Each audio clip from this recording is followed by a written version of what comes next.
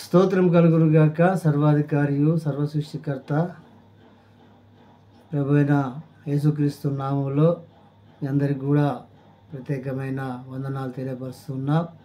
బాగున్నారా? గడిచిన కాలమంతా దేవుడు కాచి కాపాడి అన్నాడు.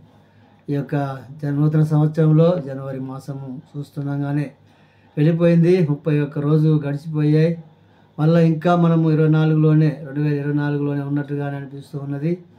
కనుక మరి ఉదయకాల సమయంలో లేచి ప్రార్థన చేసుకున్నారా? వాక్యం చదువుకున్నారా? మరి దేవుడు మీతో ఏం మాట్లాడారు గమనించారా?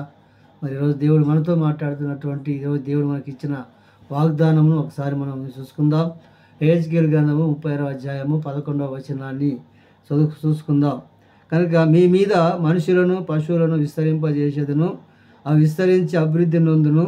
పూర్వమున్నట్టు మిమ్మును నివాస స్థలముగా చేసి మునుపటి కంటే అధికమైన మేలు మీకు కలుగజేసేదను.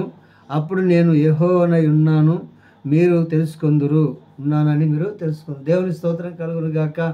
మరి ఈరోజు ఆ యొక్క ఫిబ్రవరి మాసము 1వ తారీఖు దేవుడు మనతో మాట్లాడుతున్నటువంటి మాట ఏంటంటే, గడిచిన కాలము 2024 కంటేను 2025 జనవరి మాసము కంటేను మునుపటి కంటే అధికమైనటువంటి మేలు మీకు దయచేస్తానంటున్నాడు. కనుక గడిచిన కాలంలో మనకు ఎన్నో మేలు చేశాడు, ఎన్నో సహాయాలు చేశాడు దేవుడు.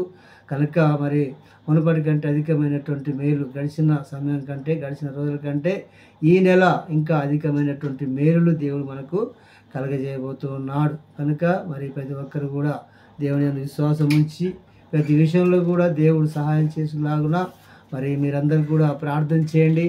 ఆ మేలు దేవుడు చేసినటువంటి మేలులు మనం పొందుకొని దేవుణ్ణి మనం స్తుతించి ఆరాధించి వారిగా మనం ఉన్నట్టయితే ఉదయకాల సమయంలో మనము ప్రతిరోజు కూడా ఉదయకాల సమయంలో దేవుడు మనతో ఏం మాట్లాడుతున్నాడు మనం గమనించాలి. ఆయన స్వరం మనం వినాలి. కనుక ఆ వారం అంతా కూడా, ఆ రోజంతా కూడా, ఆ నెలంతా కూడా దేవుడు మనతో ఉండి మనల్ని కాపాడుకుంటూ వస్తున్నాడు. అందుకనే మునుపటి కంటే అధికమైన మేలు మీకు కలగజేసేదను. ఎప్పుడైతే ఆయన మనకు అధికమైనటువంటి మేలు కలగజేస్తానంటూ ఉన్నాడు కనుక అప్పుడు నేను యెహోవానై ఉన్నానని మీరు తెలుసుకొందురు.